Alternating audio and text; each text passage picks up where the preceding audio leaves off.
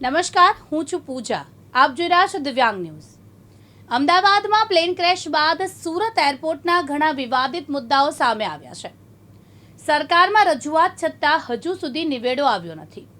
વિવાદિત મુદ્દાઓની ભરમાર વચ્ચે દિવ્યાંગ ન્યૂઝના પ્રતિનિધિએ South Gujarat Chamber of Commerce and ઇન્ડસ્ટ્રીઝના નવા વરાયેલા પ્રમુખ નિખિલ મદ્રાસી અને ચેમ્બરના એરપોર્ટ કમિટીના એડવાઇઝર મનોજ સિંગાપુરી સાથે એરપોર્ટના વિવાદો અંગે ખુલાસો લેવાનો પ્રયાસ કર્યો હતો. પ્રશ્નોના જવાબ તો મળ્યા, પણ બધા જવાબો જલેબીની જેમ ગોળ ગોળ હતા અને કોઈ પણ જવાબો શહેરના નાગરિકોના ગળે ઉતરે એવા ન હતા. તેઓ જવાબો કોઈ દબાણમાં આપતા હોય તેવું ફલિત થયું છે. ચાલો જોઈએ ચેમ્બરના પદાધિકારીઓએ અમારા પ્રશ્નોના જવાબોમાં શું બોલ્યા અને ઘણા પ્રશ્નોમાં છટકવાનો પ્રયાસ કરતા હતા. નમસ્તે દર્શક મિત્રો, હું નિખિલ મદ્રાસી, પ્રમુખ ધ સદન Gujarat Chamber of Commerce and industry. તમારી ચેનલના તમામ મિત્રોને હાર્દિક નમસ્કાર. અમદાવાદમાં પ્લેન ક્રેશ બાદ સુરત એરપોર્ટના ઘણા વિવાદિત મુદ્દાઓ સામે આવ્યા છે, જેમાં વેસુ બાજુ ઊભી કરાયેલી 112 હાઈરાઇઝ બિલ્ડિંગ અને ડુમ્મસ બાજુના ઝીંગા ફાર્મ મુખ્ય છે. ચેમ્બરનો આ અંગે સરકારમાં શું રજૂઆતો થઈ છે અને આ પ્રશ્નોનો કોઈ સુખદ અંત આવે તેવું દેખાઈ રહ્યું છે ખરું? સૌથી પહેલા તો અમદાવાદની અંદર જે ઘટના બની તેના જે શહીદ થયા છે, જેને હું કહી શકું, અથવા તો જે મૃતક છે, તે તમામના આત્માઓને મારી શ્રદ્ધાંજલિ સુમન અર્પણ કરું છું. જે ઘટના બની ગઈ તે ખૂબ ખોટી ઘટના હતી. એના ઇન્વેસ્ટિગેશન થઈ રહ્યા છે, પરંતુ તેની સાથે સુરતની અંદરને જો વિવાદ હતો તે વિવાદ સપાટી પર આવ્યો છે. અને તમે જે 114 મિલકતોની વાત કરી એ સંદર્ભની અંદર કોર્ટની અંદર અત્યારે કેસ ચાલે છે, એટલે એ દિશાની અંદર હું કંઈ પણ ટિપ્પણી કરવાનું પસંદ કરીશ નહીં. અને જે બીજો તમારો પ્રશ્ન છે, ઝીંગા તળાવ, ગેરકાયદેસર ઝીંગા તળાવ દૂર થવા જ જોઈએ. એ સંદર્ભે અમે સરકારને પણ રજૂઆત કરી છે અને કરતા રહીશું, ઇન્ક્લુડિંગ સુરત શહેર ભારતીય જનતા પાર્ટી નહીં, પરંતુ ગુજરાત પ્રદેશ ભાજપ અધ્યક્ષ અને આપણા નવસારીના સાંસદ કેન્દ્રીય જળશક્તિ મંત્રી સી.આર. પાટીલજીએ પણ આ સંદર્ભે સ્પષ્ટ કહી દીધું છે કે એરપોર્ટની આજુબાજુના ગેરકાયદેસર ઝીંગા તળાવો દૂર થવા જ જોઈએ, કારણ કે એને કારણે ત્યાં પક્ષીઓ ઉડે છે, એ પક્ષીઓ ઉડવાને કારણે અકસ્માત બનવાની સંભાવનાઓ પૂરેપૂરી છે. તો એ સંદર્ભે અમારી રજૂઆત છે અને રહેશે.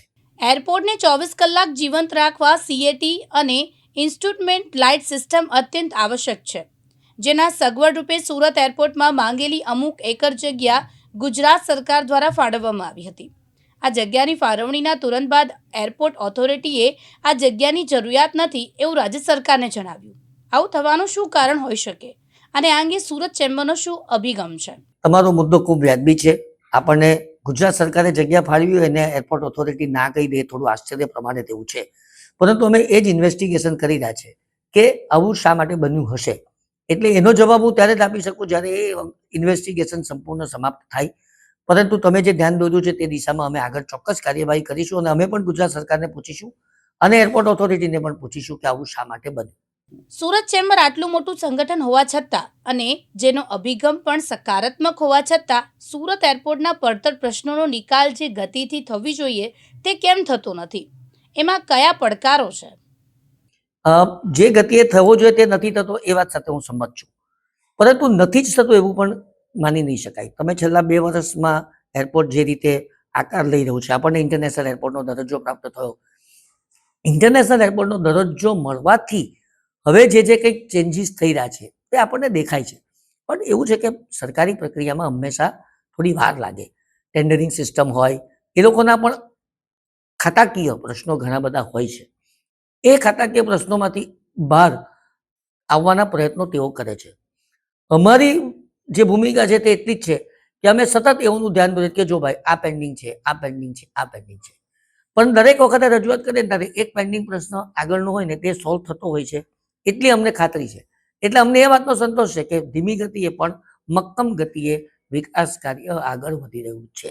કેન્દ્ર અને રાજ્યની ડબલ એન્જિન સરકાર હોવા છતાં સુરત એરપોર્ટના વિકાસની ગતિ કેમ પકડાતી નથી? શું તમને આમાં કોઈ રાજકીય ઈચ્છાશક્તિનો અભાવ પ્રતીત થાય છે કે પછી શું સુરત એરપોર્ટના વિકાસને રૂંધાવવાનો કોઈ ષડયંત્ર છે? આ બંને વાત સાથે હું સંમત એટલા માટે નથી કે જો રાજકીય ઈચ્છા શક્તિનો અભાવ હોય ને તો અત્યાર સુધીમાં તો ઇન્ટરનેશનલ એરપોર્ટ આપણને મળતે જ નહીં. મને તો યાદ છે કાશીરામભાઈ રાણા જે વખતે સાંસદ હતા ત્યારથી માંડીને વર્તમાન સાંસદ શ્રી સી.આર. પાટીલજી ના તમામ સાંસદો વચ્ચે દર્શનાબેન જરદોશ કે પછી અત્યારના મુકેશભાઈ દલાલ, આટલા બધાનું પ્રતિનિધિત્વ હોય આપણામાં દિલ્હીમાં, અને આટલા બંને કેન્દ્રીય મંત્રીઓ મળ્યા હોય. કાશીરામભાઈ બી કેન્દ્રીય મંત્રી હતા, દર્શનાબેન પણ કેન્દ્રીય મંત્રી હતા, સી.આર. પાટીલ સાહેબ અત્યારે કેન્દ્રીય મંત્રી છે. એટલે એ લોકોનો અવાજ તો પ્રબળ છે જ, અને એ લોકો ક્યારેય પણ ઝૂકવામાં માનતા નતા જ. એટલે રાજકીય ઈચ્છા શક્તિનો અભાવ છે એવું નથી, પણ એવું બને કે જે ગતિએ કામ થવું જોઈએ એ ગતિએ કામ ન થાય એવું આપણને રોષ અને આક્રોશ હોય, એ બહુ સ્વાભાવિક છે. એક નાગરિક તરીકે આપણે હંમેશા એવી ઈચ્છા લાગે કે ભાઈ મુંબઈ આટલું બધું ડેવલપ થઈ રહ્યું છે, અમદાવાદ આટલું ડેવલપ થઈ રહ્યું છે, તો આપણનું કેમ ડેવલપ નથી થતું? તો હવે એ ડેવલપ થશે એની અમને ચોક્કસ ખાતરી છે, અને અમારું કાર્ય જે છે તે અમે કરતા જ રહીએ છીએ. જે ષડયંત્રની તમે વાત કરી, એવું કોઈ ષડયંત્ર ક્યારેય પણ હોઈ ન શકે, કારણ કે કેન્દ્ર સરકારમાં જ્યારે વડાપ્રધાન નરેન્દ્રભાઈ મોદી હોય તો એમની આંખે, કે અમિતભાઈ ગૃહમંત્રી હોય તો એમની આંખે સુરત કે અમદાવાદ કે બીજી કોઈ પણ સિટીનું અલગ અલગ મૂલ્યાંકન હોઈ જ ન શકે. એ લોકોએ હંમેશા સુરતને જ કેન્દ્રમાં રાખવાનો પ્રયત્ન કર્યો છે, અને એટલે જ વિકાસ દેખાઈ રહ્યો છે. હા, પણ હંમેશા સારા અને આદર્શ જ્યારે પરિણામો પ્રાપ્ત કરવા હોય ત્યારે વાર લાગે, પરંતુ હું માનું છું કે હવે એ વિલંબ, એ દિવસો દૂર નથી કે જ્યારે આપણને સૌથી સારા પરિણામો જોવા મળશે. હું મનોજ સિંગાપુરી છું, southern Gujarat Chamber of Commerce and ઇન્ડસ્ટ્રીમાં એરપોર્ટ કમિટીનો એડવાઇઝર છું. સુરત એરપોર્ટ પછી સ્થાપિત થયેલા વિવિધ એરપોર્ટોમાં માળખાકીય સુવિધાનો વિકાસ તેજ ગતિએ થઈ રહ્યો છે અને થઈ ગયો છે, પણ સુરત એરપોર્ટના દરેક વિકાસ કામોનું વિલંબનું ગ્રહણ કેમ લાગેલું જોવા મળે છે? આના માટે તમારે સુરત એરપોર્ટ કઈ રીતે બન્યું છે એ સમજવું જરૂરી છે. સુરત એરપોર્ટ સચિન નવાબ સુધી જવું પડે તમારે ભૂતકાળમાં, કે બહુ જ નાનું એક એરસ્ટ્રીપ હતી ને ત્યાંથી ધીરે ધીરે થઈને ડેવલપ થયેલું એરપોર્ટ છે. એને પ્રોપર ડેવલપમેન્ટ 2003 પછી થયું, અને ઇનોગ્રેશન તો લગભગ 2009 પછી થયું. એટલે હજી પણ એરપોર્ટ પર ઘણા કામો ચાલુ રહેશે, અને ટુકડે ટુકડે થયેલું એરપોર્ટ આ છે એટલે આ તમને એવું લાગે છે, પણ ધીરે ધીરે ઘણી બધી સુવિધાઓનો જે અભાવ હતો તે હવે થઈ ગઈ છે. સુરત એરપોર્ટના રનવે વિસ્તરણના નડતર પ્રશ્નોમાં ઓએનજીસીની પાઇપલાઇન અને કોઈ ગટરનો પ્રશ્ન મુખ્ય છે. જાણવા મળ્યું છે કે ઓએનજીસીની આ પાઇપલાઇનનું નિર્ધારિત આયુષ્ય પણ વર્ષો પહેલા પૂર્ણ થયેલું છે, તેમ છતાં આ પ્રશ્નોના નિકાલ આવતો નથી. સુરત ચેમ્બર આ અંગે શું કહી રહી છે? આ બાબતે ચેમ્બરમાંથી અનેકવાર રજૂઆત થઈ છે, પણ ઓએનજીસીની પાઇપલાઇનને દૂર કરવા માટે કે એને ડાયવર્ટ કરવા માટેનો ખર્ચો બહુ મોટો હોવાનો અનુમાન છે. એટલે ઓએનજીસીએ આમાં ઘણા બધા રિપોર્ટ ને બધું કઢાવ્યું છે, પણ ખર્ચો મોટો હોવાના લઈને હજી સુધી એ કામ થયું નથી. અમને આશા છે કે અમારી રજૂઆતો ચાલુ રહેશે અને ભવિષ્યમાં આપણે આમાં સફળતા મેળવીશું.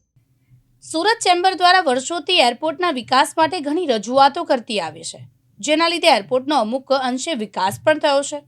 હજુ એવા કયા મુદ્દાઓ છે જેની રજૂઆતો સુરત ચેમ્બર દ્વારા કરવામાં આવી છે કે કરવામાં આવશે, જેનાથી સુરત શહેરને હજુ વધારે સવલતો મળશે? સુરત એરપોર્ટ વિશે સધર્ન ગુજરાત ચેમ્બર 1989થી કાર્ય કરી રહ્યું છે અને રજૂઆતો પણ કરી રહ્યું છે. હવે ઘણી બધી રજૂઆતો અમારી ફળી પણ છે, જેવી રીતે ડોમેસ્ટિક કાર્ગો ટર્મિનલની અમે માંગ કરેલી, ઘણા સમય પછી એ પણ મળી ગયું છે. ઇન્ટરનેશનલ એરપોર્ટનો દરજ્જો માંગેલો, એ પણ મળી ગયું છે. ઘણી બધી અલગ અલગ સુવિધાઓ છે. નવું ટર્મિનલ બિલ્ડિંગની જરૂરિયાત હતી, તે પણ મળી ગઈ છે. એટલે ચેમ્બર ઓફ કોમર્સ તરફથી અમે સતત જે વસ્તુની જરૂરિયાત આપણા સુરત એરપોર્ટ પર અમને લાગે છે કે હોવી જોઈએ, તેના માટે અમે રજૂઆતો કરતા રહીએ જ છે. સુરત શહેરની એવી તો શું કમનસીબી છે કે વર્ષોથી મુંબઈ એરપોર્ટના લીધે સુરત એરપોર્ટનો વિકાસ થતો નથી.